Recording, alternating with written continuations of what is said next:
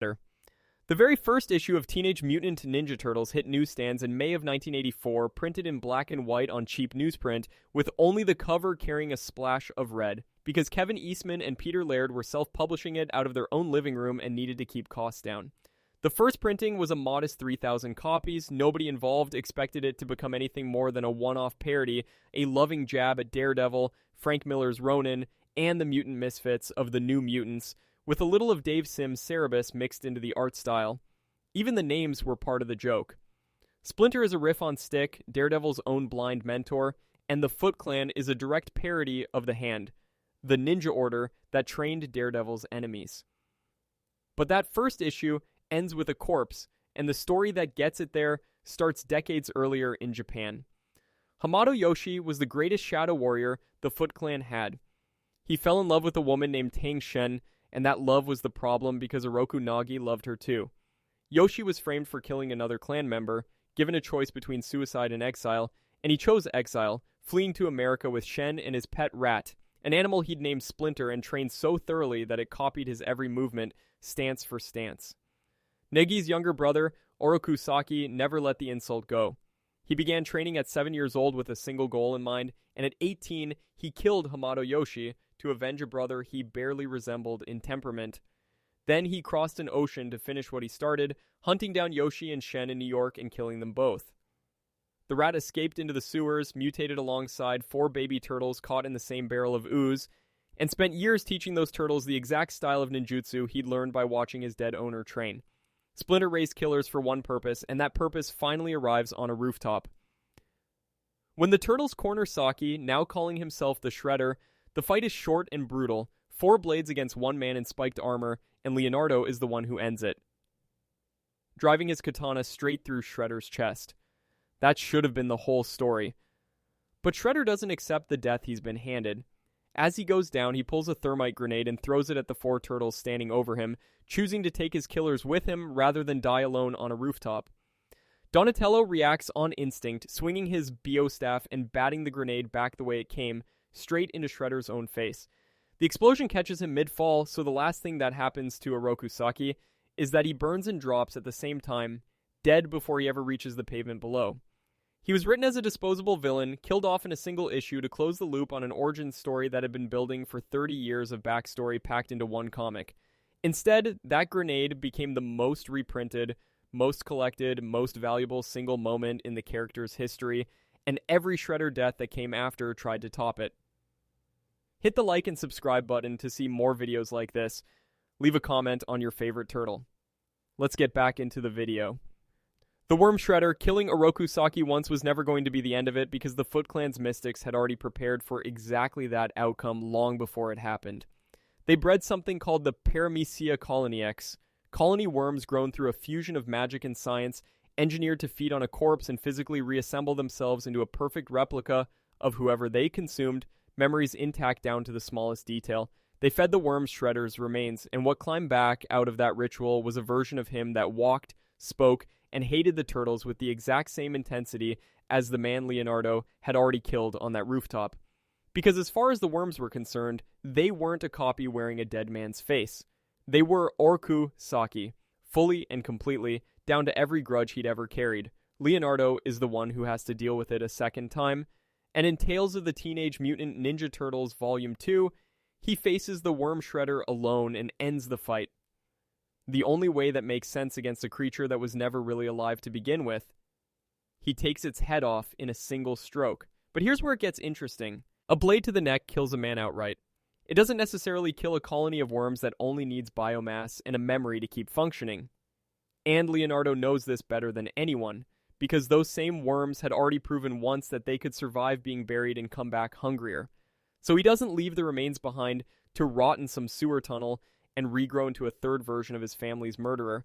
He carries the body down to the Hudson River himself and burns it in a full Viking funeral, turning what should have been just another beheading into an actual cremation with nothing left over for the worms to rebuild themselves from. Steel took the head. Fire is what finally closed the door behind it. Every other villain in this franchise gets a death and stays dead. The Worm Shredder needed something closer to an extinction event, and even a funeral pyre on the Hudson only bought the Turtles a few weeks of peace before the idea of Oroku Saki found a way to claw its way back one more time. Donatello. By the time IDW's ongoing series reaches its 7th major arc, a 13-issue event called City Fall, New York has fractured into a war zone of rival factions all fighting over the same streets: the Foot Clan, the French-styled Savatate Clan, the Purple Dragons, and a growing coalition of mutants led by Old Hob, all circling each other while Shredder makes his real move to swallow the entire underworld whole, forcing every gang and crime family in the city to either kneel or be crushed. While Leonardo, Raphael, and Michelangelo are pulled away into the field on a mission to stop Krang from using the alien Technodrome to terraform the entire planet, Donatello stays behind, running command alone from the Turtles' home base. Shredder, watching the chaos unfold across the city, sees the opening for exactly what it is. With 3 of the 4 brothers scattered and distracted, he sends Bebop and Rocksteady, a mutant warthog, and a mutant rhino built for demolition work straight at the undefended command center. Donatello, brilliant as he is, was never meant to hold a position like that against 2 mutant powerhouses without backup, and he knows it the moment they break in. He fights anyway, and he holds his own for longer than anyone watching expects him to. But the fight ends with Bebop pinning him down while Rocksteady swings his sledgehammer straight into Donatello's shell, shattering it in a single devastating blow. The shell isn't armor bolted onto a turtle's back, it's fused directly to the spine. Caving it in isn't a wound so much as a spinal execution, and that's exactly why this death, written by Tom Waltz and Kevin Eastman with art by Matthias Santaluco and published in 2015, made headlines well outside the comics world the moment it hit shelves. The shell had always been the one thing that made a turtle feel untouchable, the one piece of them nothing could break through. Splinter eventually manages to pull Donatello's consciousness free through days of deep meditation and transfers it into a robot body while his real one struggles to heal in secret, so the story doesn't end there for him, not permanently. But the sledgehammer blow itself, the exact instant his shell caves in under Rocksteady's full swing, remains the single most physically brutal thing ever done on panel to one of the 4 brothers. Bebop and Rocksteady had spent 30 years as comic relief in cartoons and toy lines. City Fall made sure nobody underestimated either of them again. Leonardo and Casey Jones. Teenage Mutant Ninja Turtles, The Last Ronin, exists in its own future timeline, entirely disconnected from the main IDW continuity, written by Kevin Eastman, Peter Laird, and Tom Waltz, and published as a 5-issue miniseries starting in 2020. It opens that bleak future by killing off almost the entire cast within its first handful of chapters. Oroku Hiroto now controls the Foot Clan and, through it, most of New York City, and when a chance at real peace finally surfaces after years of open war, Splinter and Donatello travel to Japan to meet with him directly, leaving Leonardo, Raphael, Michelangelo, Casey Jones, and April exposed back home with no idea what's coming. Baxter Stockman, chasing after Professor Honeycutt's technology for his own ends, unleashes an entire army of cybernetic ninja soldiers and mousers to take the Fugitoid by force. Leonardo and Casey Jones plant themselves directly in front of that army and refuse to give an inch. They hold an impossible line so April and Michelangelo can drag Honeycutt to safety, buying every second they can with their own bodies against a wave of machines that was never going to stop coming on its own momentum. Stockman, unwilling to risk his prize slipping away or falling into anyone else's hands, makes the colder calculation. Rather than let his own soldiers be picked apart piece by piece, he detonates every one of them at once. The blast levels an entire city block in a single flash. It kills Leonardo and Casey Jones instantly, leaves Honeycutt reduced to a malfunctioning severed head, and costs April an arm and a leg in the same instant. There's no final duel here, no last clash of blades between hero and villain to give the moment shape, just 2 men holding a line against a wave that was always going to win eventually, and a scientist willing to sacrifice his own entire army just to protect a secret worth more to him than either of their lives. Michelangelo carries Leonardo's broken sword for the rest of the story. It's the only piece of his brother that survives the explosion intact. Raphael, Splinter is dying. The same Foot Clan assault that claimed Leonardo and Casey has left him on the edge of death back in New York, and Raphael, who has never once in his life handled grief with patience, decides he isn't waiting around for anyone's plan. He goes after Karai alone, without telling his remaining brother where he's headed. What follows isn't really a fight so much as a massacre, Raphael cutting a bloody path through sewers and subway tunnels, dropping Foot Clan soldiers by the dozen, without a single word to any of them along the way. By the time he reaches Karai herself, he's already left a trail of bodies stretching back for blocks, and he doesn't slow down once he finally gets there either. The full weight of the Foot Clan turns on him at once, arrows, blades, and gunfire converging on one turtle, who simply refuses to fall no matter how much they throw at him. He absorbs hit after hit and keeps standing upright through all of it, driven by nothing but pure fury and grief. It isn't the army that finally puts him down. It's Karai herself, stepping into the fight personally when her soldiers can't finish the job, and only then does Raphael finally go down, his body riddled with arrows and cut open in a dozen places by the time he stops moving for good. But even in dying, he doesn't lose outright. He puts Karai into a coma she never wakes up from, ending her story in the exact same fight that ends his own. Raphael was always the brother who let his temper make his decisions for him, the one who acted first and dealt with the consequences after. In The Last Ronin, that same temper finally gets him killed, and it also makes him the last thing an entire generation of Foot Clan soldiers and Karai herself ever see before the lights go out. Karai's own ending turns out to be even colder than Raphael's. She was the actual head of the Foot Clan at the time of that fight, Oroku Saki's own daughter, and the mother of Oroku Hiroto, the man who eventually inherits everything she built. Karai never wakes up from that coma. Her son keeps her alive in a stasis pod anyway, locked inside his own office like a trophy, not out of love, but out of spite, a permanent reminder of the mother who abandoned him as a child and left him to claw his own way to power. Years later, once Hiroto no longer needs the reminder, he smashes the pod open himself and kills the mother who's been lying helpless in front of him the entire time, admitting out loud that spite was the only reason he'd kept her breathing that long in the first place. Splinter and Donatello.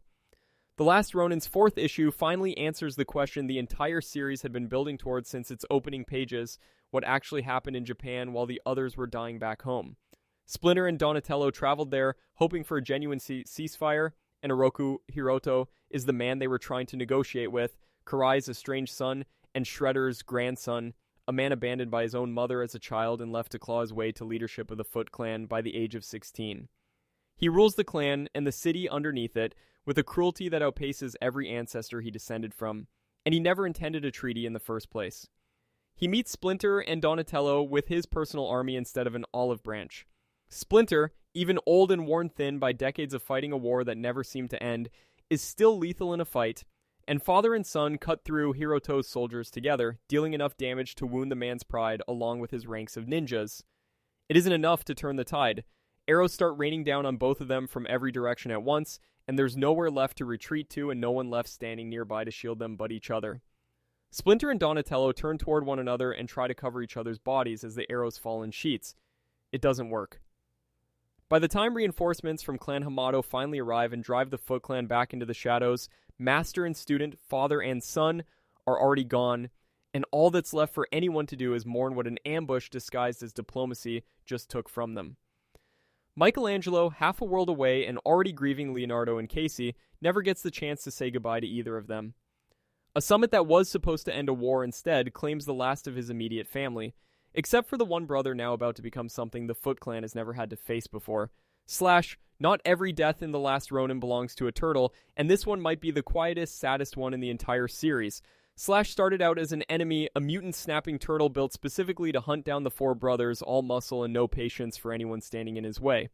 Michelangelo was the one who changed that.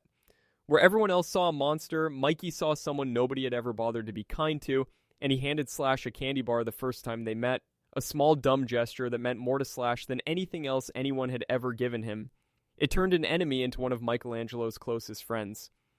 Years later, deep into the Foot Clan's war on what's left of the city, Slash discovers something the Foot had hidden inside his own body without his knowledge, a nuclear bomb, planted as a contingency, a weapon aimed at the people he now considered family. He doesn't panic, and he doesn't ask anyone to help him figure out a way around it, because there isn't one. He makes the decision himself, alone, and flies out over the ocean, as far from Michelangelo and the others as he can get. and drops himself into the waves so that when the bomb finally goes off, it takes only him. Before Slash leaves on that one-way flight, Michelangelo gives him one more candy bar, the same simple gesture that started their friendship in the first place, except this time it's a goodbye and everyone in the room already knows it.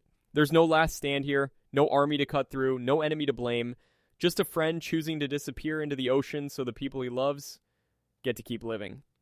It's arguably the most brutal death in the entire series precisely because nobody did it to Slash. He did it for everyone else, Baxter Stockman. This one closes a rivalry that's older than almost anything else in the franchise. Baxter Stockman first showed up in 1984's Teenage Mutant Ninja Turtles #2, right on the heels of the original comic, and Professor Honeycutt, the Fugitoid, goes back even further, debuting in Kevin Eastman and Peter Laird's earlier one-shot Gobbledygook before the Turtles themselves ever existed on a page. The two of them were colleagues once, fellow scientists, before Stockman's ambition curdled into villainy, and Honeycutt stayed on the side of the people trying to stop him. Decades later, in the Last Ronin's 4th issue, the Resistance makes its move against Stockman's personal island stronghold rather than going straight for Oroku Hiroto himself.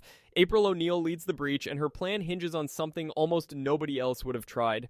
She wires Fugitoid's severed head, the same head reduced to scrap in the explosion that killed Leonardo and Casey Jones, directly into Stockman's own network, gambling that decades of dormant code still has something left in it. Stockman catches up to her before the plan can fully unfold, but he isn't interested in killing her. He's interested in the head in her hands, gloating as he claims what's left of his old rival as a trophy. That's the mistake that kills him. Fugitoid wakes up after years of silence and unleashes a devastating surge of power straight through the connection Stockman himself made possible, frying them both at once in a blinding flash. Stockman dies holding the exact weapon that ends him, still bragging when the power finally comes home. It's a small, sharp piece of justice inside a story that hands out very little of it. One old rivalry from 1984, finally settled for good. And it clears enough of a path that the Resistance gets a real shot at Hiroto in what's left of the series, Michelangelo. By the time Michelangelo is the only one left, he's spent years alone carrying the weight of an entire family's death on his own shoulders. And that grief doesn't break him so much as it slowly reshapes what he's willing to become. He ages. He mutates further, growing larger and more dangerous the longer he survives out there on his own, until the turtle everyone once called the party dude is barely recognizable as that same kid from decades earlier. Eventually, he stops waiting for peace to find him and goes after Oroku Hiroto directly, the man who orchestrated the ambush that killed Splinter and Donatello, the grandson of the very shredder that Leonardo cut down on a rooftop back in 1984. Their final battle tears through a ruined nightmare version of New York City, block after block, and it ends in a sewer that April and Casey's own daughter flood on purpose, spilling both fighters out into a muddy dump on the edge of the ruined city. Neither one of them stops there. They charge each other one last time and beat each other without a shred of mercy left between them, and Hiroto, cornered and visibly losing the fight, resorts to a trick, convincing Michelangelo that he's yielded just long enough to land a stab that should have ended things right there on the spot. It doesn't end it. Michelangelo keeps fighting straight through the wound, and Hiroto, completely out of options, triggers a failsafe built into his own armor, releasing a lethal surge of electricity that fries both of them at once in a single flash. Michelangelo dies the exact same way his brothers did before him, mid-fight, giving everything he had left with absolutely nothing held back. But he's also the one who finally kills the man responsible for all of it, closing out a war that started with a rooftop execution in 1984 and ended decades later with the very last turtle standing over the very last shredder. When The Last Ronin first hit shelves in October of 2020, nobody at IDW expected a spin-off future timeline to outsell the main universe, and yet it did, eventually printing well over 800,000 copies of the individual issues and pushing past 1 million units once the collected hardcover became a New York Times bestseller in its own right. That success is the entire reason Michelangelo's story didn't end with his own death either. It kept going through a follow-up series called Lost Years and a second miniseries, Re-Evolution, both built around a new generation of turtles that April and Casey's daughter train up in the ruins the originals left behind. A live-action adaptation of this exact story was in active development at Paramount until the studio shelved it in November of 2025. Unwilling to commit to an R-rated Turtles movie this violent, though Eastman and Waltz have both said the door isn't fully closed on it yet. Which one of these deaths hit you the hardest? Drop it in the comments.